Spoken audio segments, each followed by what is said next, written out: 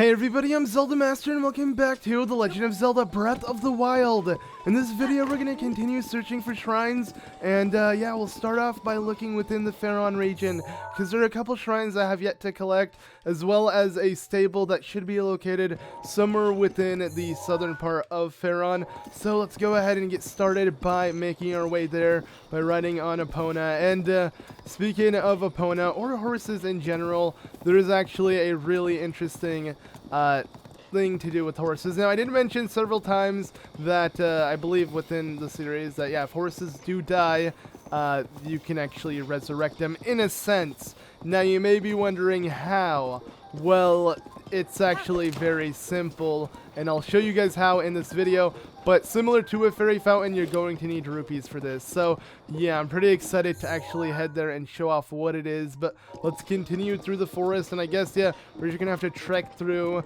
the majority of Faron Woods, just because there isn't another horse stable nearby. And, I mean, I enjoy the adventure. Overall, Epona is really good in terms of, like, just heading places. She's much quicker than, you know, the majority of the horses, though I do know there are better horses within the game that you can tame on your own. I'm just glad with an amiibo you can get the horse of legend and keep her, and that's why I prefer her over any other horse. I know a lot of you guys did mention for me to like get my own horse or something, but like I said, it's Epona, you know. I can't choose better than that. And even if it's not the one I tamed, my own horse, it's the horse of legend. So I feel like it's worthy. It doesn't matter, you know. I don't need to get my own horse. Epona's better than all of them, in my opinion. But it's funny that I'm speaking so much about horses, because, yeah, something a little interesting will be up ahead. And I literally said that it has to do with resurrecting horses, but, yeah, you guys will see in general. It's a pretty interesting character that we're going to have to find. But let's just continue heading down this path when I feel like it gets really choppy at times, especially here. But okay, so this is a sign I want to check out. Sorry, Epona, but I guess the Faron Grasslands is essentially where we're starting to head to. So pretty much down here, and yeah, there should be a lot of shrines. But as you can see, you can already see the lake name on the map. Yes, Lake of the Horse God. The Horse God. Yes, there's a horse god in this game. It's freaking hilarious. But we're never really going to need this person. And that's why I've saved, you know, really showing this place off for so long, because it's not really necessary. If something were to happen to Epona, then this would be more than necessary. I mean, it'd be very important. I would not want to lose Epona, of course. But okay, so here's a horse stable that we never came across, apparently. Like, we're this late within the game, and somehow, some way, we have yet to find the Highland horse stable, just because, yeah, it's been completely out of the way in terms of, like, main story progression, and just generally out of the path, so I was able to avoid it entirely. But here, we're actually going to find, yes, a shrine, so that way I can teleport here and not have to worry about this anymore, which I'm going to go ahead and quickly take on and activate. But once we leave this area, we'll make our way to the Horse God Bridge and hopefully find the Horse God itself. Yes. It's a weird concept, but at the same time, it's a cool concept, because, I mean, it makes up for, you know, if you lose your horse, you'll still be able to resurrect it. It's just very weird in that regard, which we'll see exactly when I get into it. But anyways, let's go ahead and take on this shrine. So this is... I can just kind of skip it, because every time they do that little introduction, metal doors open the way. Okay, that sounds simple, like this. Did I do it, guys? Did I solve it? I did it, yay! That was totally hard. Alright, so there are some of these, you know, guardians here, which I guess we should quickly get rid of. Alright. But, let's see. So I guess all we need to do is open metal doors, right? Like the game asks. I mean, I don't think there's much else to it. Alright, let me just quickly shoot down this guy. I do want to grab anything they drop, though, because it's still of use. But alright. Oh, okay. I got this. So let me first keep this open. Running. And let me see what's inside this chest. Probably a key or something. No, it's just a royal bow. I thought, with it being so in sight, that it might have been a key and there might have been a locked door, but I guess not. I think this is much easier than I'm even imagining it to be. So I believe if we magnesis this, yep, we can control it. And now, what we need to do with this giant door, you may be wondering, is... I did it! Yeah, well, actually, no, you can magnesis the wall. Oh, crap. Wait, what? The heck? I was going to say you can magnesis the chest instead of knocking it off. But also, you can find a secret, which I totally did not plan to show off. 300 rupees. Sweet. Okay. Let's go ahead and grab this as well. So we get ourselves a... Oh, okay. Nothing too insane. But now that we've done that, it's time for the final thing, which is just using this to open up the pathways. So even though this was able to get us chests and whatnot, that's not what we really needed this for. You can actually make a bridge out of this door, which I believe is what the game wants you to do. But instead, I'm a lazy person. That's not how I meant to do it. I meant like this. Okay. Now I'm a lazy person. Watch. Check this out, guys. This should somehow work some way. Why isn't it working? Why am I standing so horribly? Here, let me just start from the beginning. So my point is, instead of making a bridge, you can actually do this. So there you go. Have it weigh itself down slightly, but not to where it falls. And there we go. So we can easily climb it before it falls. Oh, that was like a challenge almost, because it looked like it was gonna, yeah, completely fall off. But there we go. So that does that. And now... You know what? This works too. We don't even have to make a bridge. Kabam! So multiple ways to solve it. I mean, with the fact that we can jump, we can do stuff beyond those lines. It just overall does give, yeah, these puzzles multiple ways.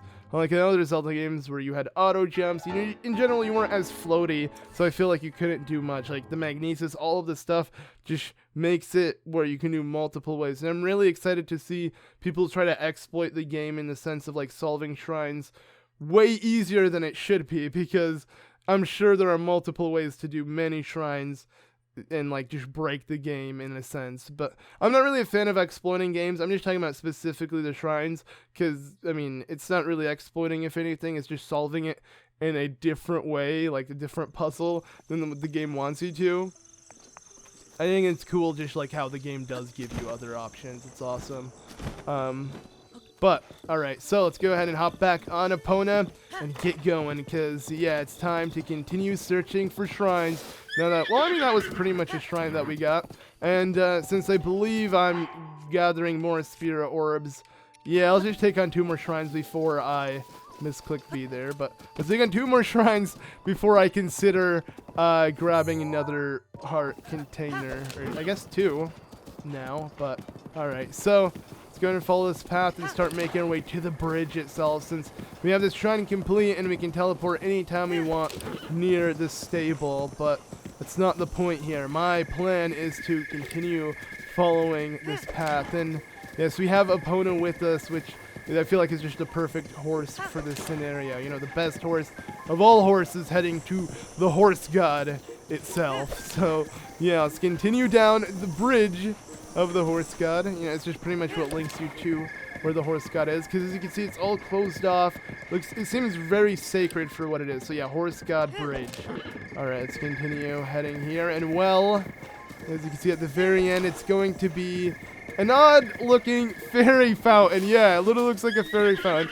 So you would only imagine that this is a fairy fountain, but it's not. Well, I mean, it's still like, you know, like the fountains of the fairies, but let's just go ahead and see. So boy, sweet boy, please listen to my story. Seems still like a fairy. Alright, sure.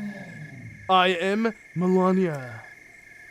Have you ever felt the pain of losing a horse companion? Now, we haven't. I mean, we haven't had to lose one yet, but if my power is returned to me, I may be able to help you out in some way, huh? So, please, I beg of you, help me regain the power I've lost. And we need 1,000 rupees, similar to the 3rd Great Fairy Fountain you'll open.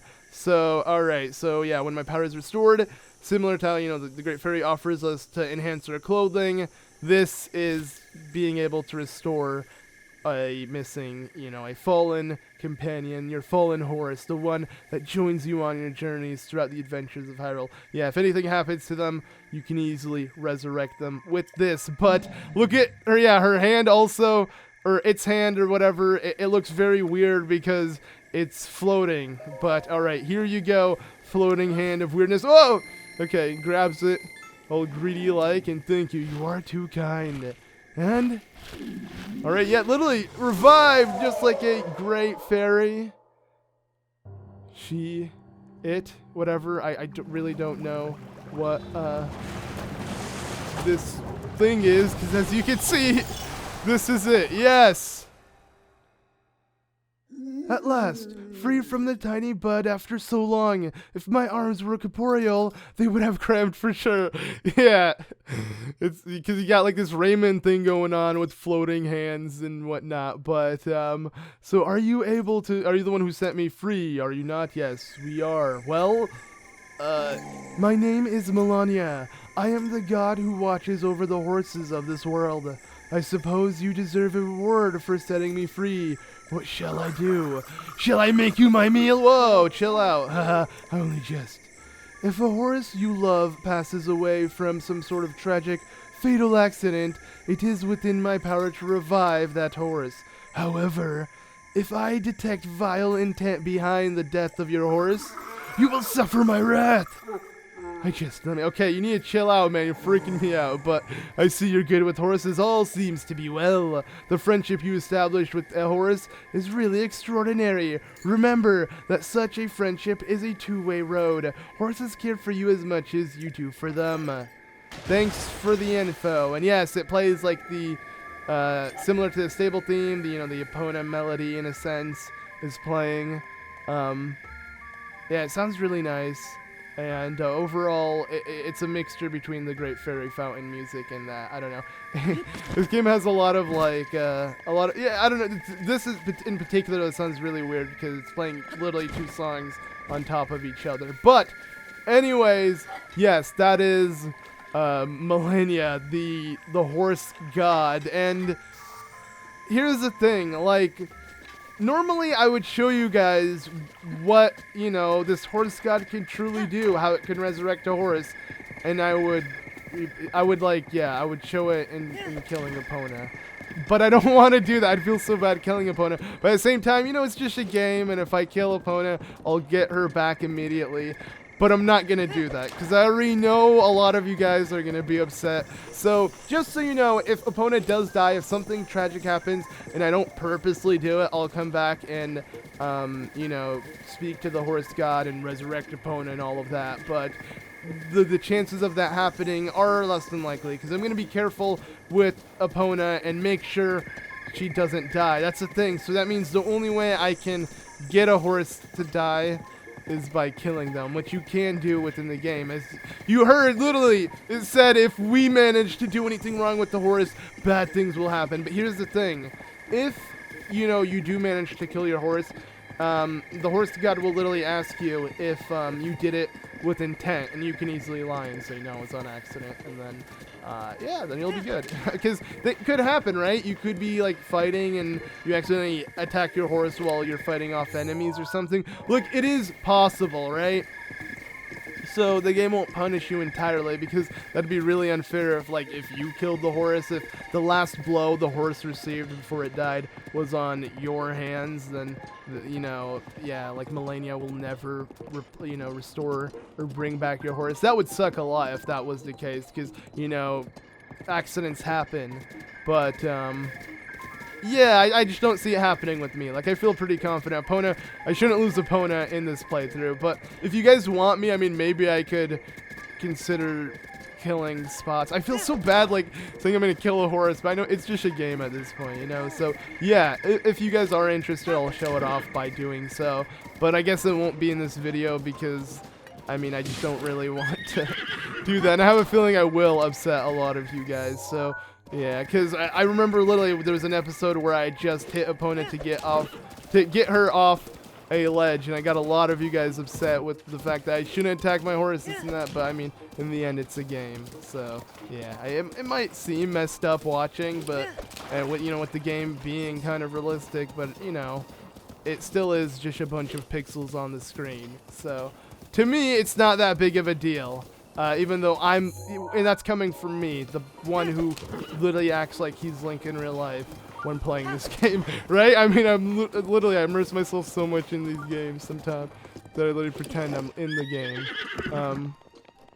But yeah, so that's the horse god, you know. You know what? Actually, whoa, I just thought of a crazy smart idea. Forget it. I will kill a horse. I don't even care what you guys think. But it's not going to be a pony. It's not going to be any of the horses I tame. It's going to be a horse that I'm going to tame. Probably, well, it has to be tamed for me to resurrect it. So I'm going to tame this horse, but something else is going to happen. And, oh, yeah, okay, so a Hinox has appeared. Now, you may find these Hinox skeletons throughout Hyrule, but they're going to be, like, you know, on the ground. They don't normally move. They only move at night. That's the thing with these Hinoxes, like the Stulnox, since, you know, they're like the other Stull enemies who appear at night. I think it's really cool how that's the case, and wait, come on. Perfect, okay. But, yeah, overall I think it's really interesting how that's how you get him to appear and all of that jazz, but, if you do, like, you get confused on what to do when you find the bones of a Stulnox, or what? Yeah, it's still a Stulnox. I don't know. I was gonna call it I don't know why I was gonna call it something else. When it's literally a Hinox that has Stull in it. Kind of all the enemies that are skeletal-like. Yeah, they kind of like should adopt the skull thing. And that's it. But there we go. Okay, we killed it. He was obviously a piece of cake. My point is, if you find their bones, I would still like keep in mind that there is an overworld boss in that area. You just have to literally wait until nighttime. That's the only trick behind it. Because I remember I would always see the bones of the Stulnox, and I would get really confused. Like, what the heck? Why isn't it attacking me? It's just literally dead on the floor. And I can assure that no blood moon happened, nor did I kill it. And even if a blood moon did happen, it wouldn't spawn. That is because, yeah, they only appear at night, which makes sense because all the Stull enemies do appear at night. But I don't know. Like, I guess at first it could seem a little random. At least for me, it gave me a little confusion. So that's why I'm over-explaining it for no reason. I don't know where I'm going with this. Come here, Korok. Okay. Alright, we got the Korok though, so that's worth it, right, guys? Yeah, alright, let's now continue onwards, and what I want to do is alright, we're gonna go ahead and do this. But yeah, as I was saying, I'm gonna find a horse probably in the next video, and I'm gonna kill it. But I feel like no one will feel as bad because this horse, it doesn't deserve it, but it's not the best of horses. And you may be wondering what horse that is. Well, it's a pretty big horse, to say the least. And I'm sure that should be obvious by now, because I know a lot of you guys have been mentioning it. But anyways, whoa, what the heck? Move around, guys. And hey, look, we found, aha, the shrine. Not bad. And here we have a traveler just sleeping with this disgusting food. Like, look at this. What is this? So you better not touch my cooking pot. Okay, so we can't even cook here because she's just leaving that nasty food in the pot. Whatever. All right, so yeah, there's a shrine. I believe during the day she's literally cooking, and you can spot her smoke signal from afar. It's actually hilarious. The traveler over there sleeping with that burnt food only makes horrible food, and if you ask her for any recipes, you'll be disappointed, to say the least. So yeah, it's a good thing we caught her sleeping, because I don't even want to bother with her. You know, she's probably going to teach us how to make the worst kind of food that won't heal us. Well, it will heal you. If you mix like monster parts or just other material parts with food, you'll still make food that will heal you, but it won't be nearly as good, and Link will be disgusted when eating it and whatnot. Like, you can make rock hard food or just other types of food that, yeah, ruins the meal. But Bravery's Grasp. I actually believe this one's really simple. Okay, so I feel like this is just you doing the one extra step for the game developer, you know. So as you guys know, there's a lot of levels that are like switch levels that constantly switch during time, you know, like every couple seconds. Blocks will switch. I feel like that's usually in Mario games and in Zelda and stuff like that. Well, that's the puzzle, just literally placing this beam so it can do exactly that. Now it's a little switcheroo type thing where we have to sit and wait for the thing to switch back and forth. And yeah, we're going to use it to our advantage. It's really that easy. Like, the platform moves back and forth to where the timing is really convenient. There are other ways to do this. Like, you could stasis it and have it constantly in front instead of on a platform, and if you do use stasis, the beam will stop shooting from it, so it will re-hit the switch. since it's a continuous beam, and if you have it right in front of it, it won't constantly re-hit the switch whatsoever. But alright, so we got an ancient core from there, and well, wait, please tell me this one goes up. Yeah, it does. Okay, sweet. And let's go ahead and jump from here. And we pretty much just have to wait it out. There's really nothing else to this. We just made it one of those platform switching levels or puzzles that we see in games. Like I said, literally the puzzle is just making it a level that we find in many video games. I don't know. I find it funny because that's literally what we do. But there we go. So after all the switches and all of that, I don't know how it required any type of bravery, but once we do so, we have now completed it. And well, this should do it for another shrine. But, alright, I think maybe, I do want to get, obviously we need to get one more shrine so I can get myself 2 heart containers. So, yeah, we will look for another one. I do believe there is literally one right by this one. Like, we should find it super quickly. And in general, I don't really imagine there being too many shrines left within the southern portion of Hyrule. We might have to start moving a little north of Hyrule and finding more shrines, but alright. Ew! I just realized this place is so disgusting. No wonder she likes her nasty food, because she's literally by like a dump. Like you could even hear the flies right. Wait, oh, they went away? Huh. Whatever. Yeah, a lot of trash and bones and crap. I wonder if I can wake her up if I... Can I speak to her? Okay, it needs more salt. I would chill out here. You know what, screw it. I just want to see what she says exactly. Because I know she can offer you some horrible recipes. So we got to see exactly. Because, you know, I already spoke so much about it. Might as well show it off to you guys. So let's go ahead and wait until noon. Actually, noon might be the perfect time to wait too, because this will skip out on something else, because I do believe the shrine up ahead will require us to wait. So if we start waiting now and make our way to the shrine by then, will be a perfect time to do whatever puzzles up ahead. But anyways, who are you? So who are you? So the name is Moza. I'm trying to perfect my ultimate dish, so I'm training. All right, in isolation, huh? So smoke, yeah, you're causing a smoke signal because of how disgusting that food is. I mean, it's burning, so this is not a smoke signal. You can play this game in the middle of cooking. It's burning badly. I'm burning it, so then you're saying I messed it up. I see, huh? For some reason, no matter how hard I try to cook something wonderful, it always turns out badly. So I believe she's just a tutorial of sorts, like teaching me a recipe. So, yeah, if we want to learn any of these recipes, let's try the lavish meat dish. So what do you need to put? So, okay, first prepare the meat you want to use. Bird or meat, whatever, it doesn't matter. Steak, it all works. Okay. And then you toss in some nice fresh what? Ore, what? Yeah, that sounds gross. Hey, that's that nice cooking delicious meat with shiny ore is the only way. Okay, that is not a delicious maybe. I will make disgusting wreck hard food. Okay, let's try the ultimate survival dish. It's probably going to be like, okay, so you toss in what? Monster parts? Oh, okay. Yeah, I'm not a fan. I could care less for your cooking, but yeah, this is why her cooking is so bad. And look, I mean, she seems excited for it, and she's just attacking the food.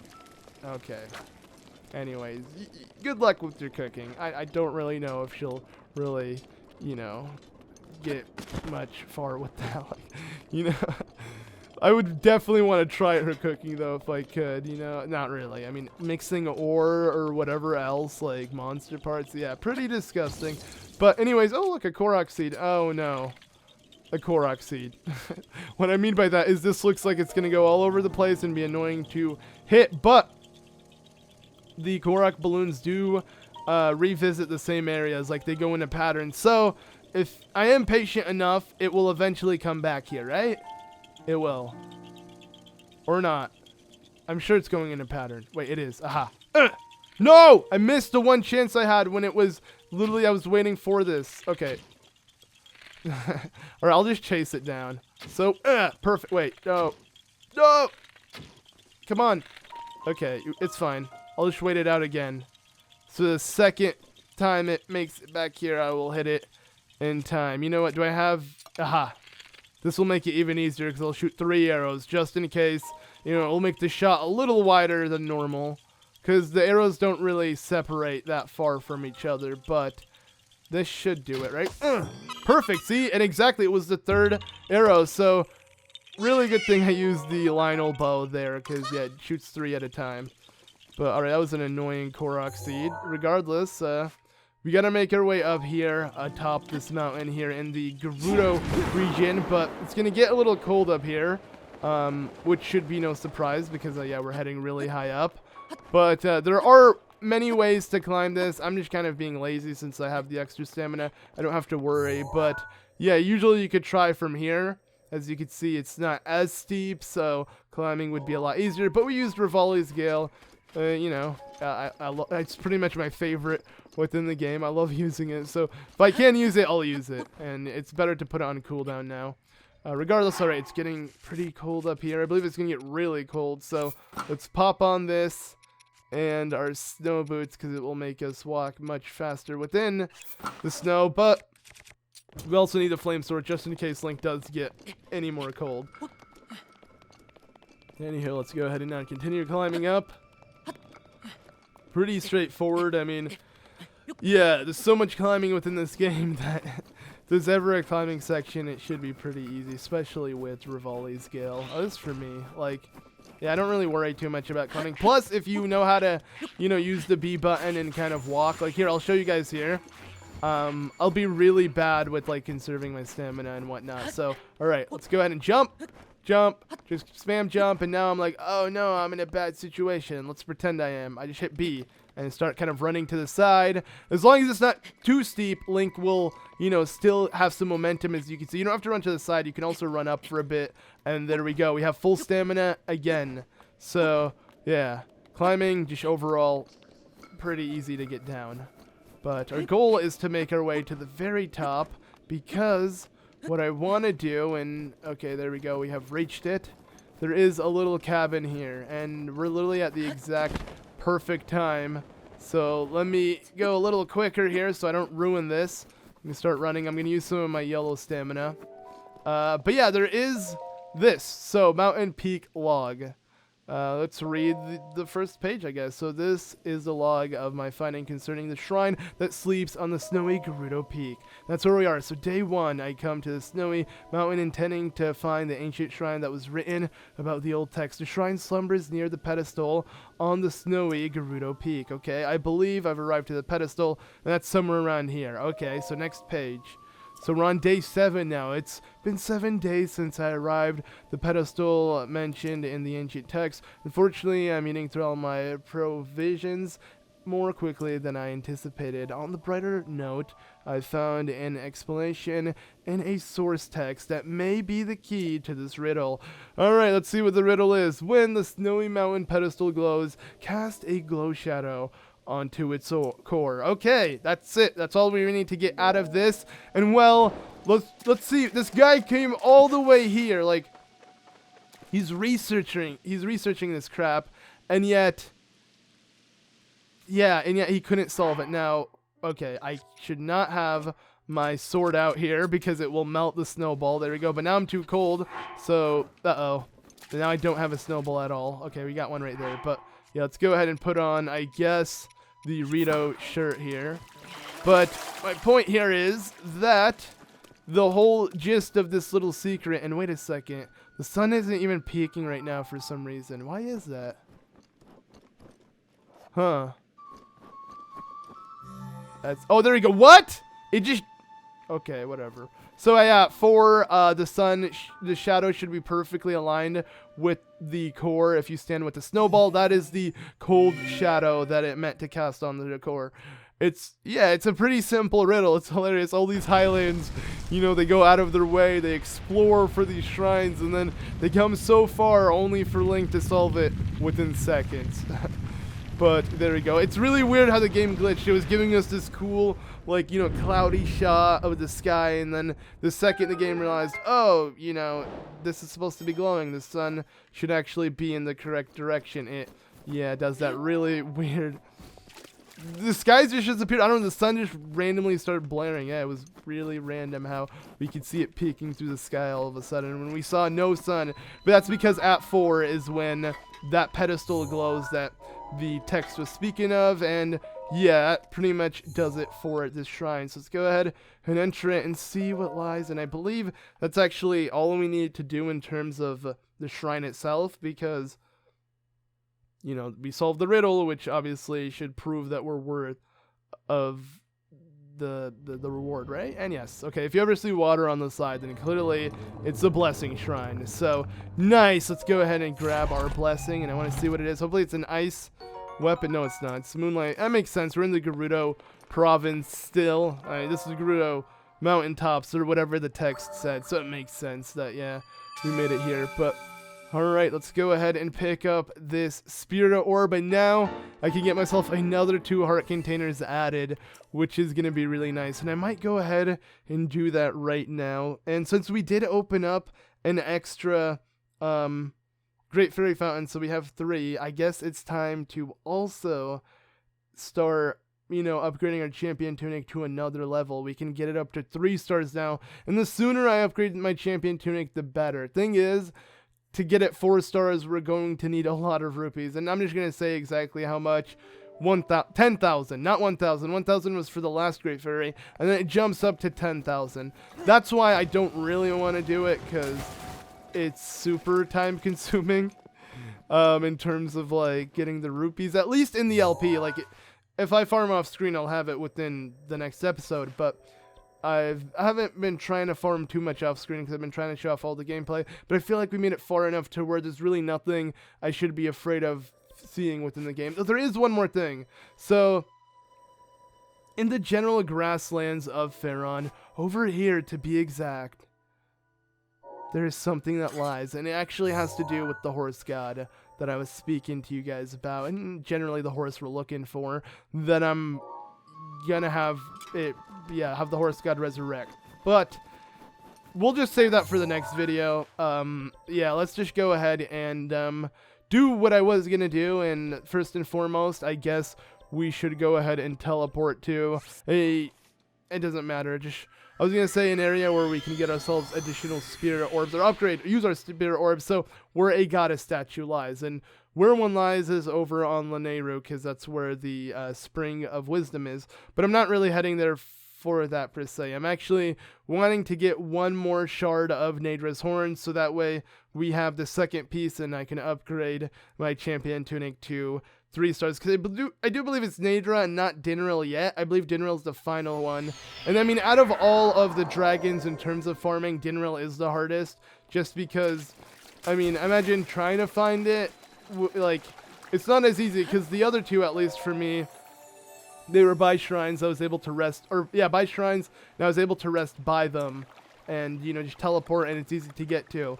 But like locating Dinneril, I remember it took me a lot longer, figuring out a spot where it constantly spawns, and that is, you know, by the freaking dragon bones, or by the bones, my bad, just generally Leviathan bones. We don't really know what kind of Leviathan it was, but it was some mythical creature that was ginormous. I mean, it was probably a previous Zelda boss or something we know. I mean, this game is full of references, so yeah, each Leviathan bone within the game must refer to a previous giant thing. Of course, you know, it's a Leviathan, so it must refer to something like that within the past of the series. But I do believe there's a side quest involving the Leviathan bones that we're gonna have to do. That will be another time. I just mainly wanted to get myself some more hearts. Now we are so much stronger, and I love the sword.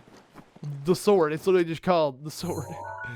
Freaking awesome name. But okay, now let us make our way to the gateway, because yeah, if you guys remember, that's pretty much how we're gonna farm Lynel. That's at least my route of farming the dragon. And wait, let me make sure. Okay, I'm actually heading there. We definitely have the stamina to make it. It's not too far. It's just I need to make sure I angle myself correctly. And there you go. You can see, so the snowfield with all of the trees, and then right beyond it is the gates of Lynel, and that's exactly where we're heading to. But wow, look at the sight. It's so freaking beautiful here. Wait, let me put away my shield. It's like glued to Link's feet. I like how it does that. Like, I like how it doesn't automatically put away the shield, so that way if you glide for a bit, you can instantly continue surfing. But I don't really need to do that. I prefer gliding. It makes traveling so much easier, because even though surfing is faster, it's only faster when you're descending areas. But gliding, as long as you're high enough, it doesn't matter where you're going, you're moving pretty fast. But I wonder if the Lynel must have respawned because a blood moon has happened, and I have a feeling this Lynel is going to be much stronger, so this is no good. We gotta fight this Lynel. No, okay, it's still weak. Really? It should have been... Huh, maybe you have to beat the game. I don't... Okay, where I'm getting at here, because you may be wondering what I'm trying to say here. Yeah, this Lynel should have been a lot stronger, at least in my personal file. The Lynel's similar to how the silver, you know, Bokoblins and Moblins and all of those enemies appear. Well, the same goes for the Lynels, and they become much stronger. But I guess we're not at that point in the game where this one becomes a lot stronger. So we should be able to tear through him. But I feel bad using my Master Sword when it's not really going to be put to too much use here.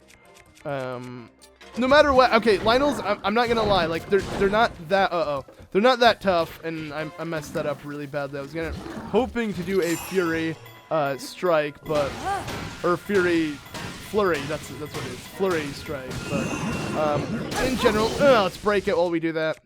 In general, yeah, once you find a good position and can actually do this pretty much. See, I shouldn't. Oh wow, he actually killed me. Wow.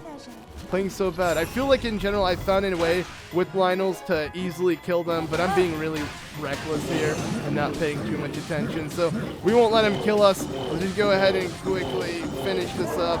And I ended up using Mipha's Grace on him because I wasn't paying much attention. Imagine if this was a silver Lynel. Any hit he would have landed would have automatically killed me in a hit. But whatever. Alright, what? A blood moon again?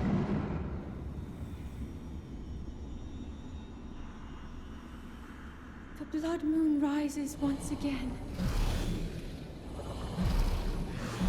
Please be careful.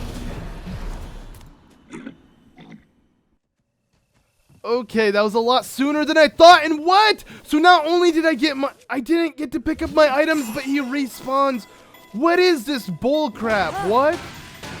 Are you kidding me? So a blood moon happened and the items despawn. That makes no sense. Alright, whatever. We're gonna kill this guy much quicker than before. Yeah, I got so unlucky. But you know what? Might as well, you know, come at it again. No. Okay, you know what? Let's just put on the champion tunic here. This is ridiculous. He's actually doing more damage than I want him to. Let's go ahead and eat a thing. Man, what are the odds that this happens? Okay, quickly run over to him so I can stun him. There we go. And now let's use Urbosa's Fury one more time and kill him. So, alright, this should definitely do it. The Thunder Blade with the Lightning Urbosa will cause any second right now. Should definitely do the damage I'm looking for. Ha! Yes. Okay. Hit him a couple more times. Oh yeah, let me mount him. I forgot. You can actually do that. So wait. I have to actually knock him down. Wait. Okay, so there we go. Let me hit him. Hit him again. And then I forgot you can actually do this. So we know he, well, you're given an option to mount if it's stunned long enough. I forgot about that. I realized that in the last second. That Link will mount it, but you don't literally like control it. You will only mount it to attack it for a couple hits. It's just pretty much like a quick combo of sorts. But alright, this is freaking ridiculous. I should not be in this situation right now. I mean, come on. It respawned. At least I'll get additional items. I don't know, man. I should have honestly got 2 sets of items. I had to kill it twice. Yeah. Pretty lame, but whatever. That's my luck. Alright, let's just grab whatever has to drop. Yep. Could have gotten all of this beforehand. I mean, I could have gotten it a second time right now, but for some reason the blood moon despawned all of the items. Like, not only does it respawn everything, but it despawns whatever's on the floor. But I guess that makes sense. Whatever. All right. I'm just upset that that battle didn't go as well, and I didn't get the items in the battle that went bad. But the second battle wasn't that long, and yeah, I did get the. I don't know. We should have gotten 2 sets, but you know, I'll move past it. You know, I'll live on, guys. Don't worry. All right, so I guess it's time to farm Naydra, which, as mentioned, we were gonna do. And let's see, where is the thing I'm looking for? All right, Naydra's horn. We have one. Just making sure that I actually have one so I don't go into this without anything. But, alright. I just find it really odd that a blood moon did happen at this time. Because one thing, it wasn't even midnight. And usually that's when the blood moons do appear. Second thing, I mean, we literally got a blood moon in the last video. Like, normally, since we are going to be exploring the overworld much more often and killing overworld bosses, we're more, like, prone to blood moons because the game is going to want to respawn all of the enemies. That way, it's going to give us stuff to do when they do respawn because we can fight them again. But I feel like that was way too soon. Like, we finished a couple shrines and all of a sudden that happened. Literally, in the last video, we had a blood moon. I did not expect to have a blood moon per episode. Like, if we get another blood moon in the next episode, that would be ridiculous. Because I'm not playing anything in between these episodes. So, literally, the amount of time between the last blood moon and now is all the gameplay I've had. And somehow I managed to get one that quickly. I feel like that was the fastest blood moon I've ever gotten within the game. It's literally this episode's worth and last episode. Because we got it early in the last video. But alright, I'm just waiting for Naydra to, you know, take its time and appear. I might kill the Hinox over there since we did get a blood moon, and I mean, we are guaranteed that all of the enemies are back, so might as well just kind of farm it out. But man, I love the birds and the chirping, like everything, and all the sound effects from all the animals, everything, because it's so lifelike. And even though the music is so subtle, that alone is all you really need, just the general sound effects of the wild. It's so real. But alright, so Naydra, it's nice to see you, but I need something from you, which is your horn. Give me that. There we go. Alright, whoa, let's not get hit. Look at this majestic dragon just fly back up into the sky. Man, I love this. Maybe a little too much. Every time I see these dragons, I just... It's so cool. Like, yeah, they're so huge and they can fly around. Like, I love the fact that this is how we farm them. I'll never get over the fact that this is the way to do it. Like, this is, in my opinion, the funnest way to farm any item in any game. We are hitting these dragons. I don't know, even though it may seem repetitive to some people, if you don't do it this way, it's not. If you, like, search for them and stuff. But... you know, I'm trying to show you guys the most convenient way to farm them. I'm not going to sit and waste time running around and exploring to do so. I'd rather do that on my own time. But what is it that I'm trying to do? And that is... okay, head over here. We can actually teleport to any of these shrines, because no matter what, the shrine will be right by a great fairy fountain. Because both shrines within Kakariko are like right by it. But I want to say this one's a little closer, actually. So maybe I should start teleporting to this shrine if I want to do anything within the Great Fairy Fountain. Because overall, like I've said also before, yeah, Kakariko is just like my favorite town tattoo in terms of preparing for stuff. Because I don't know, I just really like it. Like, Kakariko is a cool village. I like all the villages though. Because Kakariko is definitely not my favorite. I was also mentioning, you know, Rito is my favorite, but you know, not like by a landslide. Like, I like them all. Look at this little cute. Okay, vanished. Wow! It was, I believe, a bloopy, which appears at random, but there's like a lord of the bloopies. More so a lord of just mountains. It's the lord of the mountains. That's actually another pretty cool secret that we'll be discovering, along with the big giant horse that I also mentioned. But that's more stuff that, you know, we'll save for another time, because there's so much to do in this game that, yeah, we can't do everything, of course, but do, you know, look forward to something that involves these little bloopies and whatnot. But gonna grab the Silent Princesses. I mean, they do respawn at Blood Moons, and you'll always find Silent Princesses by Great Fairy Fountains or the Korok Forest. You'll find a bunch as well. So if you ever want to farm them, just head to all of the fountains, all of the forests, and you'll find enough to upgrade your stuff. You're probably not getting more than the first time getting them. But there we go. So Champion Tunic, it's going to be buffed up to 3. We're probably going to aim for the 4th one next time, so I might have to farm off screen. But look at this. Oh wait, I totally forgot that was going to happen, because it's our first level 3 item. Yes, she goes in for a kiss. And Link is literally like panting because of how, yeah, crazy that. I mean, she's so giant. I don't know. I don't know how Link is even able to withstand any pressure by a human that big. It just seems like she'd crush Link with any force. But there we go. So our champion Tunic has been upgraded, and it does 22 defense. It's already seeming very OP, but it's going to be even more. Like, I'm not lying. The champion Tunic outshines, I feel like, well, not all, but the majority of other attire in terms of defense, but it doesn't give you a set bonus, which I'm sure some people might find as a downside. For me, I don't, because I like the way the champion Tunic looks, and I want to use it regardless, so it giving me the additional defense is awesome. But we are going to need more flint. We're going to need to get the Dinrail's horns. You know, we still got a good amount of stuff to do in terms of upgrading, but, you know, I'll kind of space that out so it's not all together. But yes, you know what? Let me go ahead and see how much money I can make off my material. I'll probably just sell the majority of my material for the rupees and then farm for them another time, because, I mean, material comes and goes. So does money, though, but the money is more important in this scenario here, so yeah.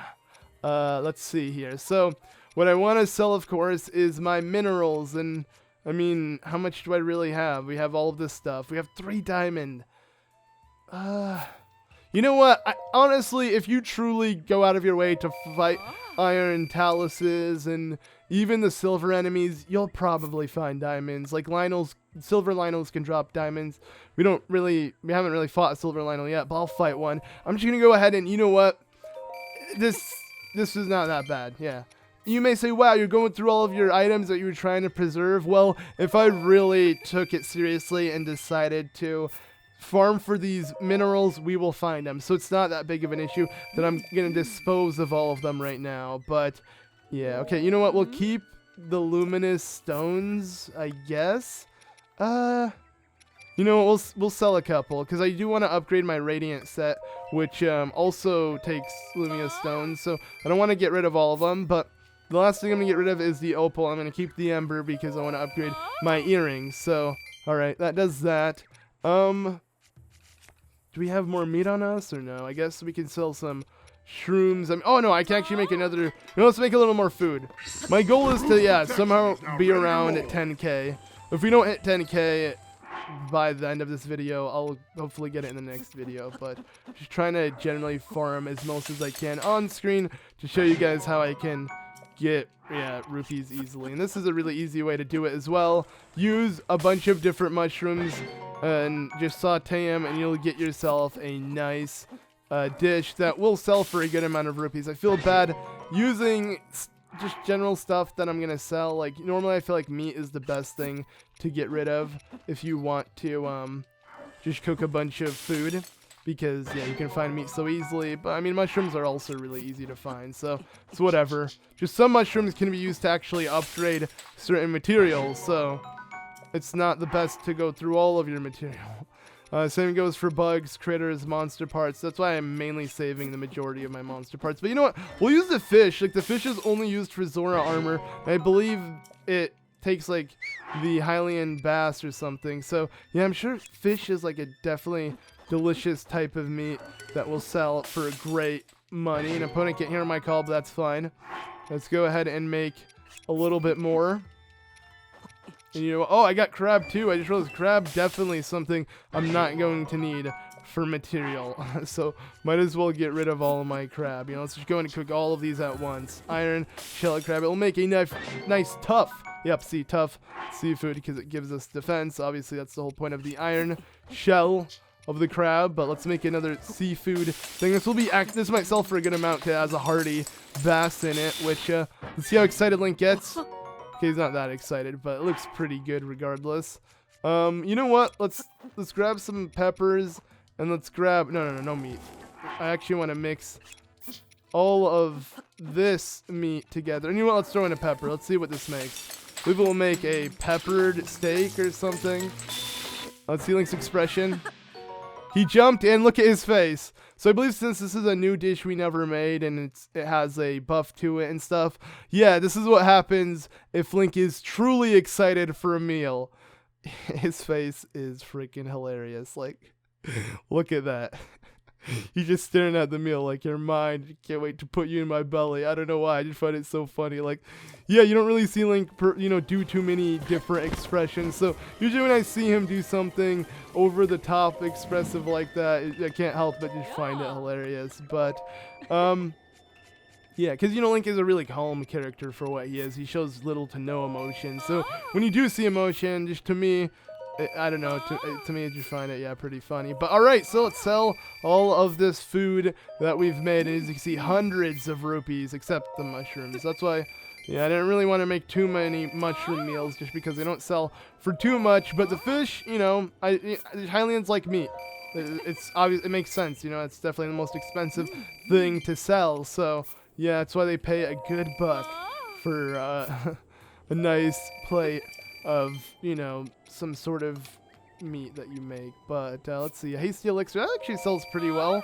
Alright, so you know what, we're not too far from getting what we need. If I use Amiibo in the next video, we'll definitely have more than enough for opening up the next Great Fairy Fountain, but that will be in the next one. So yeah, I just thought, I'd show you guys, even though I've been doing this a lot, show you guys a really easy way to get rupees, and that is by, cooking food and selling it. Because food, it's easy to get, it's easy to farm.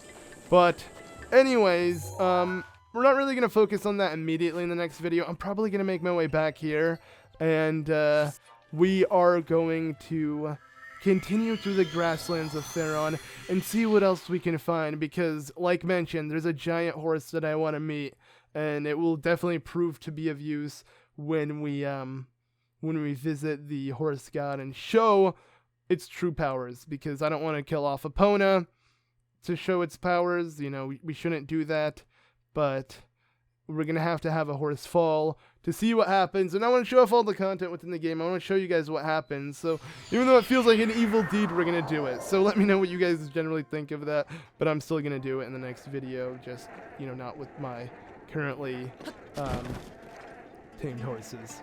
Regardless, here we are in a trash land, and I'm going to end off the episode here. Thank you all so much for watching. I've been ZeldaMaster, and I'll see you all in the next one. Bye!